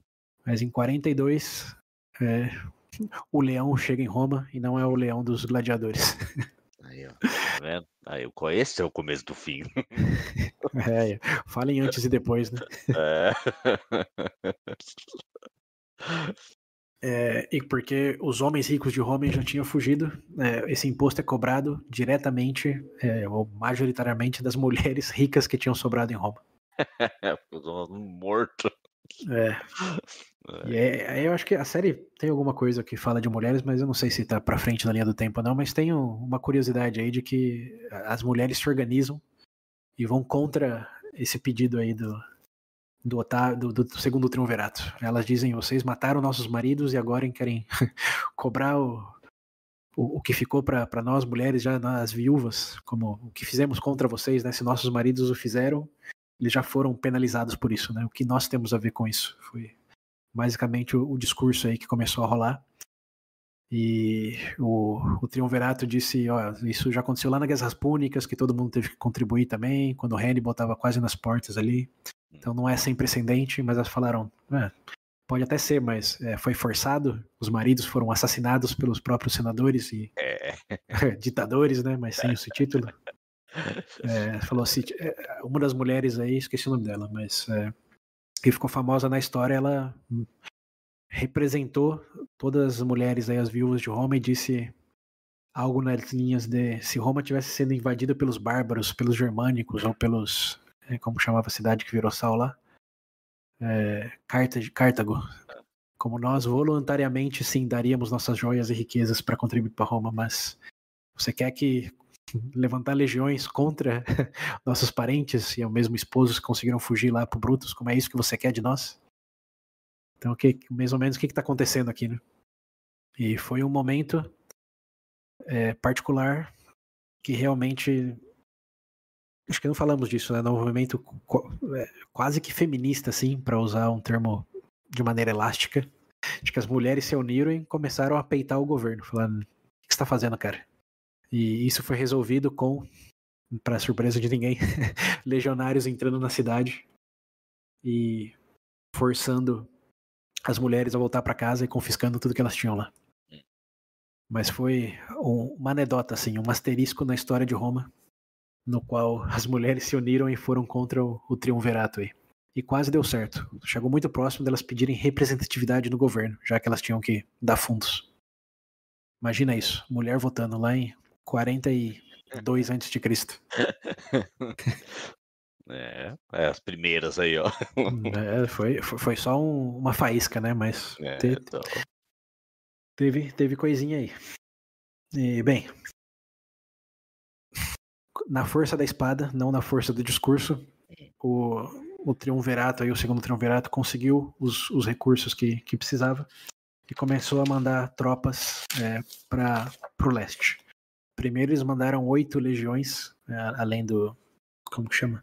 Do Adriático, mar Adriático aí, para ir fazer inspeção de onde estava o Brutus e o Cassius, que eles sabiam que eles estavam no leste, mas eles não sabiam exatamente onde, né? Então tinha que fazer o trabalho de pesquisa de campo.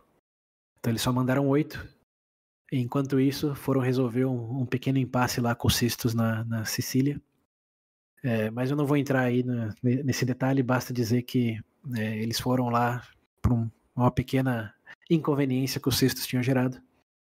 E descobriram que o Sexto, na verdade, tinha virado quase que o rei dos mares ali, que ele tinha um grande controle dos barcos, tinha uma força marítima muito grande, um apoio de quase todo o Mediterrâneo ali, e que ele ia usar isso para bloquear que o Antônio, o Otávio e o Leptus levassem mais tropas para o leste. Então, quando eles se deram conta disso, eles imediatamente abandonaram os Sextus e decidiram só o Otávio e o Antônio partir com o resto das legiões pro leste. Então, estamos falando, 42. O Lepidus fica em Roma, cuidando ali de qualquer inconveniência adicional que o Sextus pode gerar. E o Antônio e o Otávio partem para buscas dos dois últimos aí, últimos dizendo no sentido protagonista, né? Dos últimos 2 protagonistas dos os assassinos do César.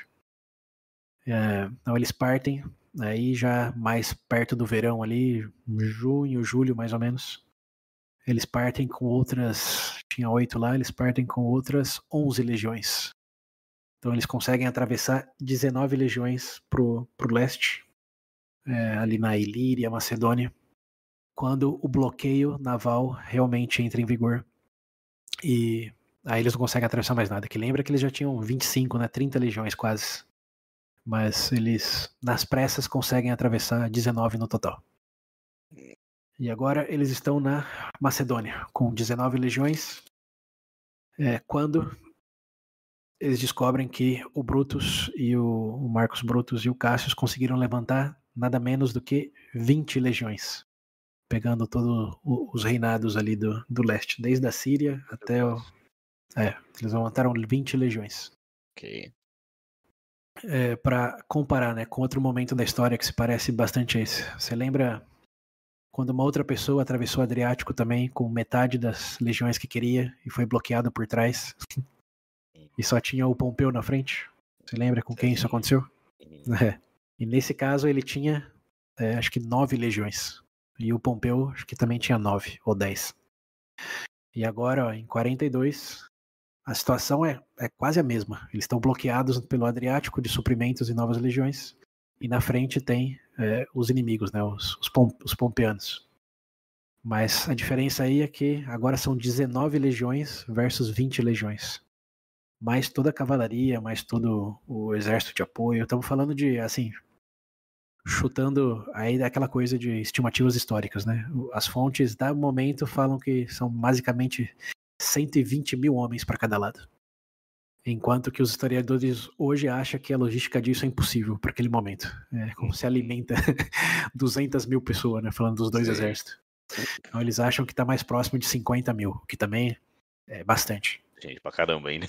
Mas de todas formas, estamos falando dos maiores exércitos que o mundo já juntou, pelo menos tirando a China, né, e as coisas que iam para lá, do mundo ocidental, vamos dizer assim. Estamos falando de o quê? 20 legiões. Uma contra a outra, né? 9 de um lado, 10 do outro, ou 10 e 10 de cada lado. E são ambas romanas. Ó a situação. O maior exército romano da história de Roma estava dividido no meio e ia entrar no embate ali, de algo que começou desde lá do sul e do Mário. Estamos falando das mesmas facções ainda, dos populares versus conservadores. E, bem, aí então começa o que é conhecido como a Grande Batalha de Filipos, ou Filipo, que é a cidade onde eles se encontram ali. Num primeiro momento, que eu falei, eles não sabiam onde eles estavam, mas o Brutus e o Cassius decidem que, dada a vantagem deles, né, que eles estavam ali com bastante tropas, bastante dinheiro, tem que lembrar que o leste não tinha sido vítima dessas guerras civis aí romana, então eles estavam bem, estavam com infraestrutura, estavam com recursos, estavam com dinheiro, enquanto que Roma estava quebrada, desacreditada, desmotivada. Então o Brutus e o Cassius estavam na vantagem e a estratégia deles foi, vamos achar um lugar aqui entre a montanha, entre o pântano e com uma estradinha que conecta a gente para uma cidade grande atrás e vamos esperar eles aqui. Como esse foi a estratégia deles, vamos esperar eles aqui, não diferente do que o Pompeu fez quando a mesma situação aconteceu com César algumas décadas antes. Algumas décadas nada, né? Não foi nenhuma década antes, olha só a linha do tempo, acho que foi 47, 48 que isso aconteceu, né? Estamos falando 5, 6 anos antes. Quase a mesma coisa aconteceu. E a estratégia seguiu. De um lado, vamos esperar com que eles morram de fome. E o Antônio e o Otávio vamos nos posicionar da melhor maneira possível, mas meio que tendo que querer ir para cima, senão o inevitável ia acontecer mesmo. E, bem, o Antônio, lembrando, era o general militar experiente. O Otávio aí tinha o que agora? 21 anos, né? Sendo gentil com o timeline dele. E foi acompanhando, mas ambos ali tinham dividido, porque Roma nunca tinha tido tantas legiões. No máximo que eu falei aí, tinha tido, sei lá, 9, 10. Falando do exército consolidado. Agora que tinha 9, 10 para cada lado, o que eles decidiram foi dividir. Então ficou metade. Vamos arredondar para 10, vai. 5 legiões com o Otávio, 5 com o Antônio. E do outro lado, o Brutus e o Cássio fizeram exatamente a mesma coisa. 5 legiões para cada. Que até faz sentido você pensar que como você controla 100 mil homens, né, de forma consolidada. Difícil imaginar controlar até 1.000 pessoas juntas. Imagina 100 mil. Uma época ainda, meu Deus. Não tinha... Não sei se tinha nem megafone, né? Pelo menos a de plástico que a gente conhece. Mas bem, essa foi a estratégia. O Antônio se posicionou ali na frente deles, na cidade de Filipo, e começou a fazer o que os romanos fazem melhor, né? Construir muro defensivo, muro até de ataque, se é que isso existe, mas É aqueles muros que te dá uma vantagem. E a vantagem, no caso, seria proteger no caso de um ataque e pelo menos te dar uma posição superior para lançar projéteis, coisas do tipo.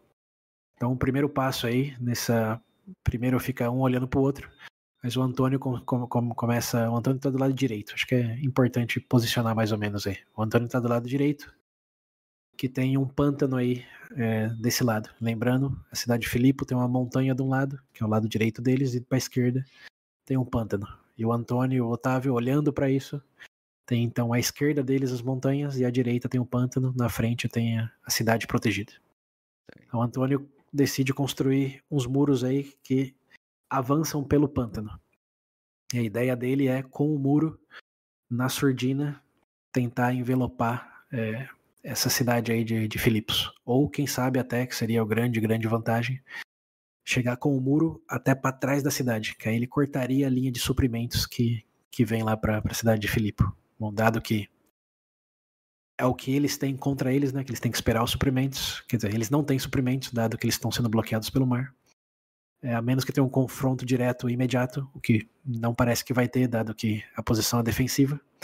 Ele começa a construir muro com a esperança de chegar atrás da cidade e cortar os suprimentos dos libertadores, conspiradores aí. Até aí, tá seguindo? Faz sentido? Ok. Bem, o que acontece é que ele vai pelo pântano, meio que na surdina, mas o Cássio descobre que isso está acontecendo. Ele começa a levantar mais muros, mas também pelo pântano de defesa do lado dele. Aí começa aquela guerra, como que a gente chama? Batalha Fortnite, de ambos lados. Sim. Só que nesse caso, pelo pântano. Que não é de se imaginar que é fácil construir muro, né? Mas ambos começam a fazer isso.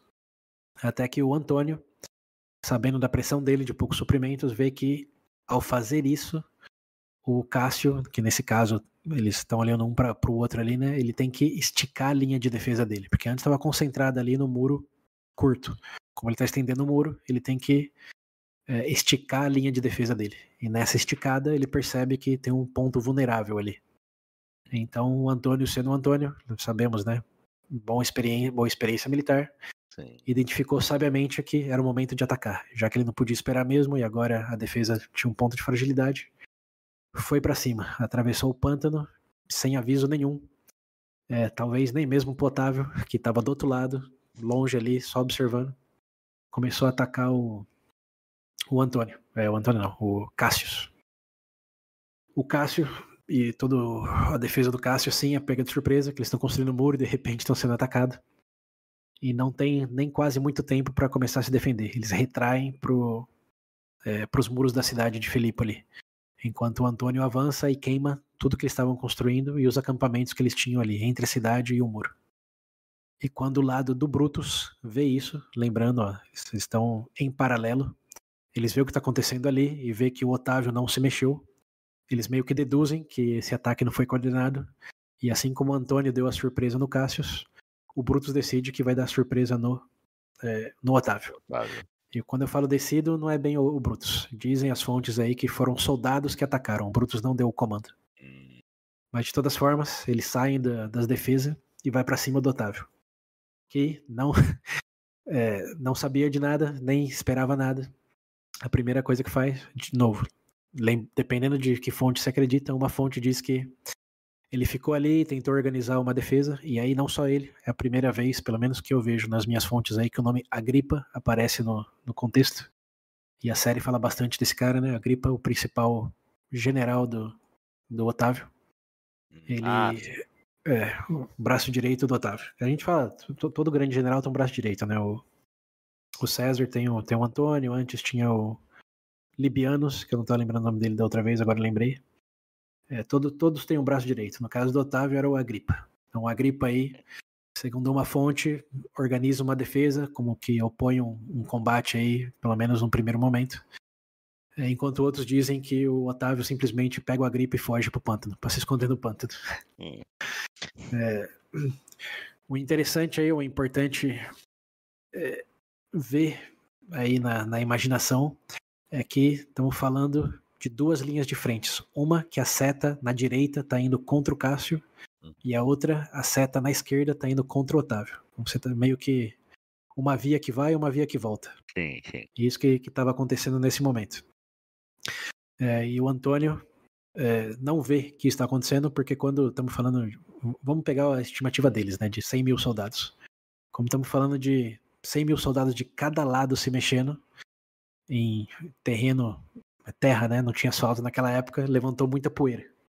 Então, as fontes aí dizem que a visibilidade era paupérrima nisso daí, como ninguém estava vendo o que estava acontecendo do outro lado, simplesmente escutavam muitos gritos e sabia que tinha algo acontecendo. Sim. Mas não dava para ver quem estava ganhando, quem estava perdendo, virou meio que um pandemônio, assim, no conflito. Sim.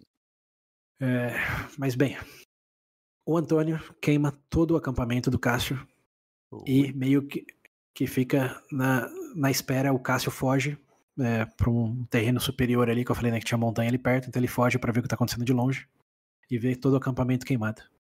E o Antônio já está se colocando, faz o saqueio, queima e saqueia todo o acampamento do Cássio e já se coloca em posição de atacar os muros da cidade mesmo.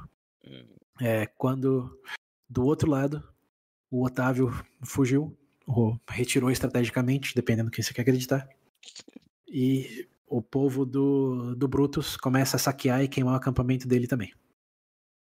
Nessa confusão toda, aí é uma daquelas coisas, sorte talvez, eles decidem, ambos lados, depois de escutar o grito, mas não ver bem o que está acontecendo do outro lado, que eles vão voltar. Então, em vez de perseguir o exército que fugiu, no caso do Antônio, pro muro da cidade, no caso do Brutus, pro meio do pântano, os dois recuam. Ambas partes recuam.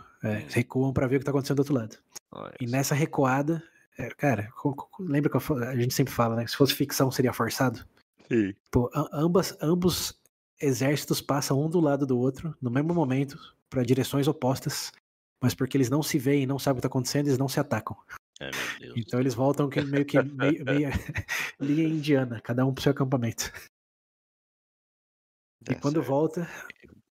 então, se qualquer um desses lados tivesse ido atrás do outro, eles teria basicamente envelopado, né? Principalmente o Brutus, porque ele ia ter pego o Otávio, como ele já estava na linha de trás do acampamento, e o Antônio ia chegar, e aí tinha outra linha do Cássio, né? Que estava protegida na cidade, mas eles, como ambos lados podiam sanduichar o outro muito rapidamente, se apenas eles soubessem o que estava acontecendo do outro lado. Mas como eles não sabiam, cada um voltou para o seu lugar. O Antônio viu que o acampamento do Otávio tinha sido queimado e foi atrás dele tentar ajudar. E o Brutus viu que o acampamento do Cássio tinha sido queimado e mandou a cavalaria atrás na frente, né, para falar que eles estavam voltando e ia ajudar. Sim. E aí acontece uma das coisas mais bizarras, talvez, de todos os nossos relatos até aqui. Meu Deus. Que assim, é tão bizarro que faz me questionar se é verdade, né? Como a gente falou do 31 de agosto lá. Mas eu vou dizer o relatado. Se é verdade ou não, vocês já sabem como avaliar. Mas o relatado é que o Cássio, que estava nessa posição superior, vendo o próprio acampamento queimar, quando ele vê a cavalaria vindo na direção dele, ele assume que é a cavalaria do Antônio, que tinha avançado e encontrado onde ele estava. Então, para evitar que ele seja feito prisioneiro, ele basicamente aceita a derrota e pede pro general dele, o braço direito dele, matar ele, para suicidar ele. Então, o Cássio, como você gosta de dizer, né, vai de base. Foi de base. Foi de base, foi de base. Quando ele viu a cavalaria que acontece ser a cavalaria do amigo e não do inimigo. Meu Deus, velho. Não é possível fazer. Covarde. Sim, mas assim, pro benefício da dúvida dele, né? Ele só tava vendo fogo e destruição. E de repente veio uma cavalaria na direção dele e a visibilidade, como dizem as fontes, era ruim. Ele apostou no mais provável da perspectiva dele, talvez, né? Tem que dar esse benefício da dúvida pra ele. Mas por outro lado, ele podia esperar chegar mais perto um pouco, né? Pelo menos ver o uniforme, que tenho certeza então, não era o mesmo. Pelo amor de Deus, cara, eu não tinha certeza. Só assumiu o pior e custou a vida dele isso. Ai, meu Deus do céu, parece um sketch isso. Pois é tão bizarro que é isso daí a série nem alude, né? Fala, não vamos forçar tanta barra, não, porque isso daqui é drama. Não, eles falaram. Isso é drama, não é comédia. Tem uma outra fonte que diz que, eu tenho que falar, né? Essa é uma das fontes, lembrando, tem várias fontes. Tem uma outra fonte que diz que, na verdade, ele sim sabia que era o exército dele mesmo, mas ele não queria continuar vivendo com a desonra de ter sido derrotado, enquanto o Brutus tinha ganhado, como ele não queria ser o menor dos dois, até porque ele era o cara com mais experiência militar, né? O Brutus não tinha quase nenhuma. Então, diz uma das fontes que foi isso, e provavelmente uma fonte mais amigável com ele, né? Pode ser também, eu não sei qual que. Pra mim faz mais sentido que ele simplesmente quis evitar ser aprisionado. Porque morrer por orgulho, sei lá. Não sei qual que é forçar demais a barra, né? Tipo, no final, se eles ganhassem, né? Por que eles se matariam? Prefiro morrer do que viver com a vitória do meu companheiro, com quem eu tô lutando junto faz anos aqui, levantando tropas. Não sei. Faz menos sentido do que a cavalaria do inimigo falou, valeu. De todas formas, é isso que acontece. Cassius, usar aí termos militares, né? Foi de base. Sim. E morreu, então, o segundo protagonista aí dos assassinos do César. E ele diz aí, as fontes que o Brutus falou era o último, o Brutus fala, morreu o último real romano. O cara que lutava pelas virtudes, tinha aí a questão militar, né? Como ele era o pacote completo. O virtuoso que tinha capacidade e glórias militares, não era só um ou só outro. Então ele diz, morreu o último romano, o último real romano. Morreu bem. Só não vamos entrar nos detalhes do como, né? Só morreu. Exato. Bom, de todas formas, acabou aí a primeira batalha de Filipo. O exército aí ficou então inteiro no colo do Brutus. Agora ele tinha aí, alguns dizem que nesse conflito aí, o triunvirato perdeu mais ou menos entre 10 e 20 mil homens, e o Brutus e o Cassius, agora o Cassius já não, né? Mas o Brutus perdeu não mais do que 10 mil, ou seja, parcial vitória aí pro Brutus. Mas nada que mudasse o jogo. Então ele se reagrupa ali, cada um na sua posição defensiva, recupera o que dá do acampamento. O Brutus decide que vai concentrar a linha de defesa dele, porque lembra, foi a defesa esticada que fez com que o Antônio atacasse lá a linha do Cássio. Então ele decide que vai concentrar aí os 100 mil homens agora, bem ali na frente dos muros, e vai só esperar, que essa já era a estratégia dele desde o primeiro, né? Do princípio, não tinha por que atacar, é só esperar. Quem estava em desvantagem era o Antônio e o Otávio, não era ele. Então ele decide concentrar ali e fortalecer as defesas. Quando o Antônio, depois de achar o Otávio, decide que eles vão continuar na mesma estratégia. Ele vai continuar aquele muro que ele tinha começado ali no pântano, mas agora, como o Cássio já não tá lá, ele vai levar o muro para frente e vai continuar expandindo ele até chegar atrás da cidade. Ele basicamente fala, deu certo daquela vez, vai dar mais certo ainda agora, e continua construindo o muro. E aí os soldados do Brutus vê que vai dar ruim se ele chegar até lá. Então eles decidem esticar a linha de novo. Mesmo que o Brutus... e aí as fontes divergem, né? O Brutus não dá ordem necessariamente, ou fala que não concorda necessariamente, mas é o que tem que ser feito, porque eles não podem ficar sem suprimentos. Embora também tenha a teoria de que eles tinham suprimentos ali para anos, se precisasse, no estado de sítio. Enquanto que os outros dois, do outro lado, não tinham nem para meses. Sim. Então vamos com a teoria de que... quer dizer, a gente nem precisa escolher uma. Vamos só relatar os fatos. Tá. O exército do Brutus esticou de novo para defender o que o Antônio estava esticando do lado dele para circular a cidade. E nessa extensão, eles percebem que a mesma coisa vai acontecer, que a linha está frágil, que os romanos não, né, os triunviratos, ou duato, no caso, só tem os dois ali, cesarianos, pode atacar a qualquer momento, do mesmo jeito que aconteceu com o Cássio. Então, depois de algumas semanas, alguns dizem meses, eles decidem que é hora de juntar e atacar, que esse jogo aí de construir muro já deu. É muito risco de ser atacado pela linha esticada. E muita tensão, talvez, de ficar olhando por cima do muro e ver o inimigo ali todo dia. Independente da razão final, o que tem um consenso aí é que os soldados pedem pro Brutus dar ordem de ataque. O Brutus mesmo parece que tá focado ali em jogar o jogo de espera. Mas os soldados não aguentam mais e falam, não, vamos pra cima. E aí o Brutus diz, bem, se é o que vocês querem, né, o que eu posso fazer? E aí ele posiciona o exército em 3 linhas, de maneira clássica romana. O Antônio e o Otávio vê isso e formam o exército da mesma maneira. Como aí, lembra que eu falei quando teve na Guerra Púnica lá a última batalha entre o Hannibal e o Scipio? Que depois de tantas estratégias e surpresas, que no final foi um exército pra cima do outro, só meio que boxe em luva. Sim. Esse confronto foi do mesmo jeito. Ambos, cada um pro seu lado, sem usar armadilha, sem pré-flanqueamento, sem ser ao contrário. Foi simplesmente uma grande massa de soldados versus outra grande massa de soldados. Ok. Um pra cima do outro. A única diferença aí é que de um lado só tinha o Brutus, né, e do outro tinha o Otávio no flanco direito e o Antônio no flanco esquerdo. Então tava o Antônio olhando pro Brutus e o Brutus, e o Otávio meio que olhando só para pro flanco esquerdo do Brutus, mas não tinha seria o Cássio, né, mas não tava o Cássio ali.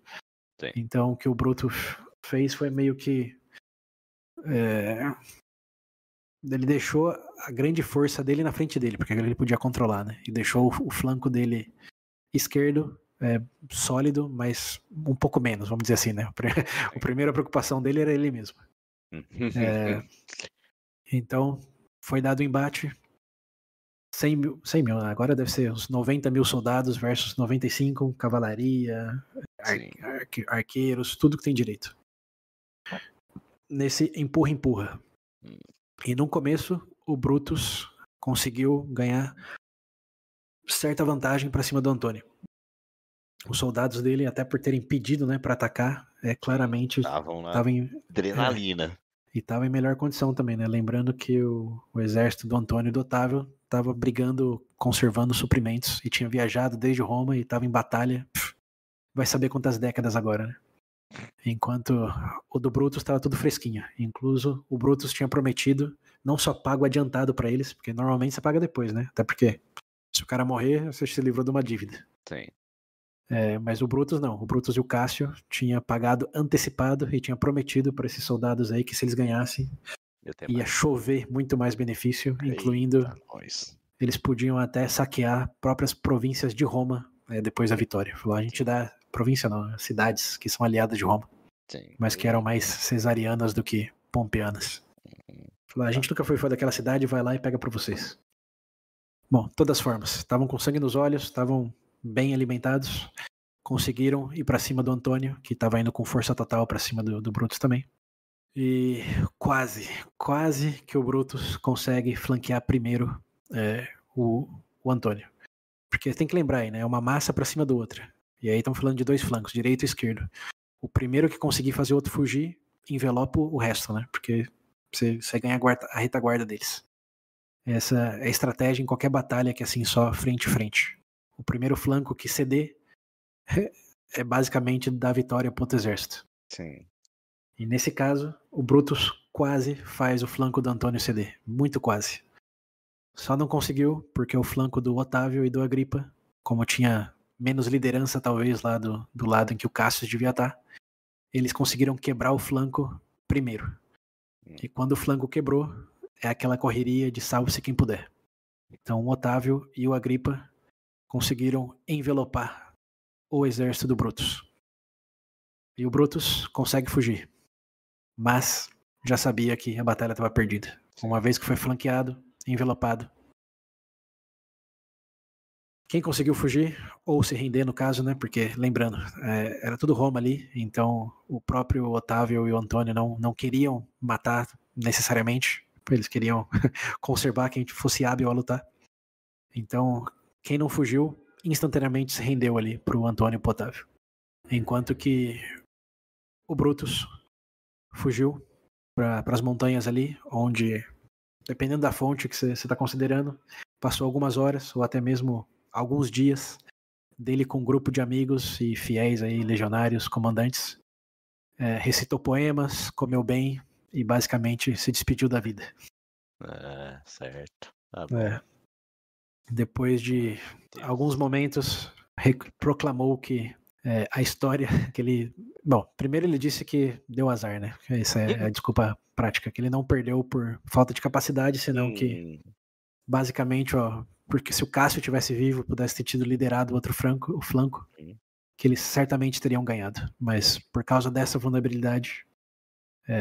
E assim, para mérito dele, o general se matar porque vê a cavalaria amiga pensando que é inimiga, acho que pode entrar no critério deu azar mesmo. Deu azar. Pode entrar, mas de todas formas nunca saberemos, né? Então ele usou essa desculpa aí pra falar que ele perdeu com honras e ele estava orgulhoso do que tinha feito, não se arrependia de ter assassinado César, e que ele morreria com glória e sairia nos próprios termos, né? Não seria feito prisioneiro nem nada. E disse por último, que talvez seja a maior ironia, a gente falou, sei lá, a palavra ironia umas 15 vezes aqui hoje, mas a maior de todas. Talvez tenha sido essa de... Uma das últimas palavras dele foi: eu tenho certeza que a história me lembrará com glória e honra, enquanto lembrará do Antônio e do Augusto como os corruptos capatazes, ditadores que são herdeiros do maior ditador, né, o corrupto que era o César. Então se despediu com essa: a história lembrará bem de mim e fará vilões desses outros dois e quem eles representam, que é o César. E aí se matou, ou mandou um soldado matar. Se suicidou de uma forma ou outra. Sim. E aí eu te pergunto, William, quando você escuta, assim, uma ironia em cima da outra, né? Porque esse Brutus aí nem é o Brutus, o Décimos lá, né? Que era o real segundo herdeiro de César. Mas hoje, 2000 e poucos anos depois, como a história lembra desse Brutus aí, que falou que ia ser lembrado com glória e honra? Traidor, covarde. E como você lembra do César, do Marco Antônio e do Augusto, Octávio Augusto? Esses aí são homens de honra. Não sei se honra é a primeira palavra que vem na mente, mas estamos corrompidos pelos detalhes que a gente sabe. Né? Romano, tem todo o contexto romano ali. Mas você pensa no panteão romano, né? Então, exatamente. São grandes figuras romanas, né? Esses três aí. Incluso, tirando o Marco Antônio, talvez, o César e o César Augusto são divisores de águas na história humana até hoje, né? Hoje estamos vivendo no calendário de Jesus, em termos de depois dele, mas os meses, que meses estamos agora, esses dois aí no meio do ano? Não é o Quintílios e o Sextílios mais, né? Não. Cadê o mês do Brutus? Cadê o mês do... Estamos no mês Marcos Brutus. Meu amigo, não saiu como planejado, hein? Então.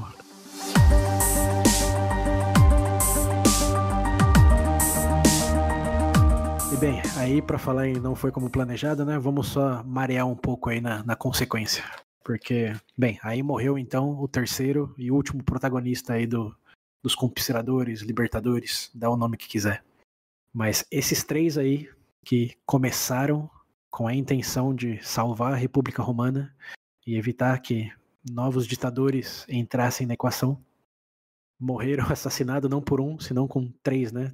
Até considerando o Leptos, que não estava aí, mas é parte do novo triunvirato.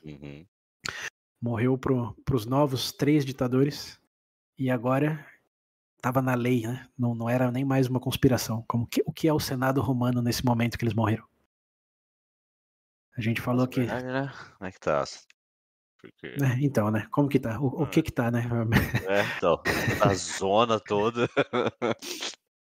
Então, já efetivamente não tinha mais nada. Tinha esses 3 ditadores descendentes, né? Herdeiros aí diretos legalmente em termos dinâmicas de poder do César, mas o Senado, o Cícero, era o último que representava alguma coisa do Senado. Sim. Tava com as mãos e a língua pregada lá na porta do foro. Meu Deus. Então, para usar uma expressão que às vezes convém usar, né? Veja bem. Como começou a conspiração e como terminou. Nossa senhora. Fala em ironia. Agora eu tô ansioso pra ver a volta dele pra Roma. Deles. Então, não nos adiantando muito, né? Aqui já vai ficar pra próxima o que acontece depois, mas os conspiradores morreram, e não só isso meio que vindica a ideologia aí do segundo triunvirato, né? De que são inimigos do Estado. Sim. Mas olha a consequência. Não só derrotou os únicos inimigos. Bom, tem um inimigo dos sextos ainda, mas ainda é nota de rodapé. Mas derrotou o principal, né? Lembra do César quando ganhou lá na Espanha? Que eu falei, já era, agora é tudo dele? Sim. O novo triunvirato tá mais ou menos nessa posição, porque tirando os sextos, já não tem mais inimigo. E agora não só eles têm o controle das... como que, no total, acho que eles tinham mais ou menos 30 legiões, né? No lado oeste de Roma. Agora eles tinham herdado também tudo do leste. Tudo que o Brutus e o Cassius tinham levantado tinham se rendido para eles. E todas as alianças e promessas que a gente tinha feito pros reis lá do leste, agora o compromisso era com quem? Como já não tinha mais duas Romas, né? Só tinha uma novamente. Então, sem sombra de dúvidas alguma, se eles já eram o maior poder da história de Roma até aquele momento em número de legiões, agora tudo tinha duplicado imediatamente. Então, é interessante pensar, né? Como o que pode acontecer, dado que tá tudo tão consolidado. Falando de, sei lá, 40 legiões, todos os territórios, todos os recursos. O único rodapé asterisco de inimigo é o Sextus, que tá lá na Sicília, com os barquinhos dele, nada mais. Agora é a hora do conflito interno. Então, essa é a pergunta. O que pode acontecer para desestabilizar tanta... Vai ser o Antônio e o Otávio, certeza. Você acha? Minha aposta é deles, 100%. Bem, isso saberemos nos próximos capítulos. Tá bom, tá certo.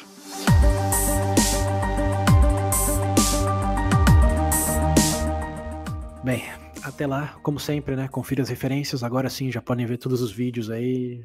Agora, a maioria do que eu postei aí, bom, falando retroativamente, né?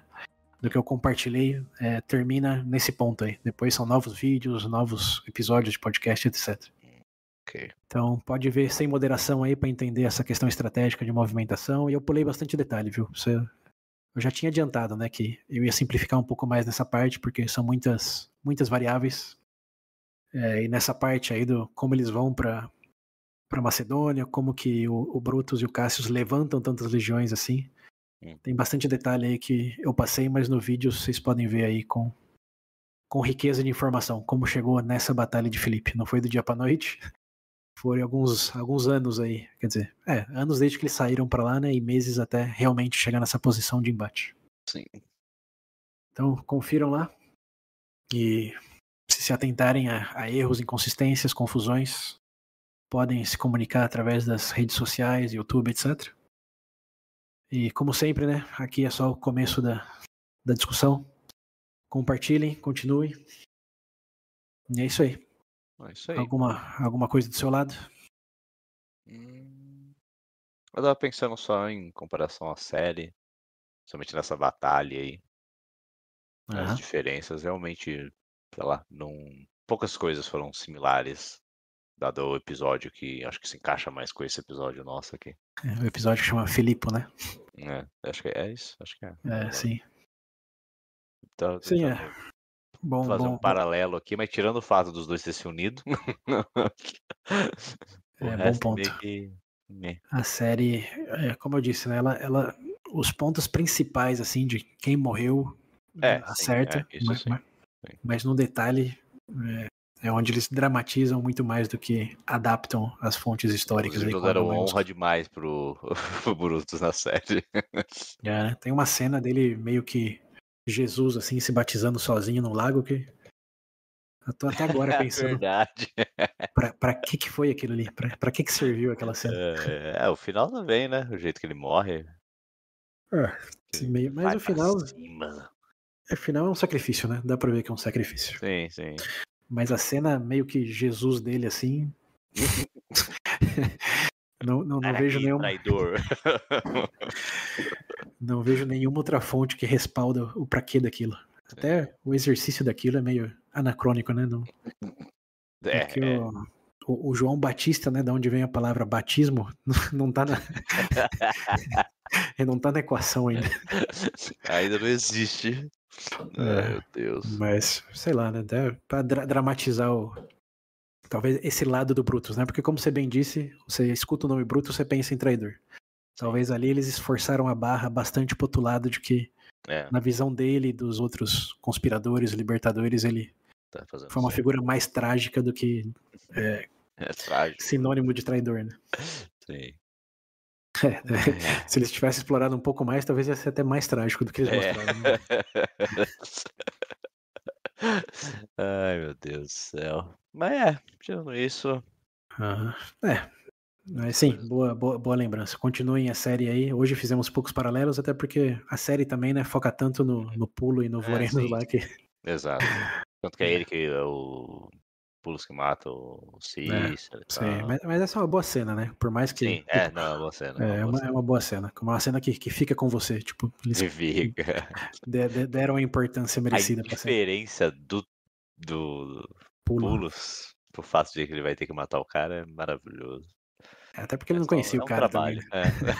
Né? Então, isso é isso também. É só um serviço. Posso pegar seu peso? Claro. Estou apenas seguindo ordens. Exatamente. Me faz um pouco da pena pensar no ator, né? O ator do Pulo. Que ator? Né? Exatamente. Pô, o cara é muito bom. Tragédia recente, realmente, é que ele já não esteja mais entre nós. Do outro lá. O Vorenos. É que o Vorenos, ele é meio que... como que chama? É um typecast, né? Ele é o bravinho correto. Sim, sim. Ele é um tipo de personagem, né? Enquanto o Pulo realmente é um personagem, né? Que tem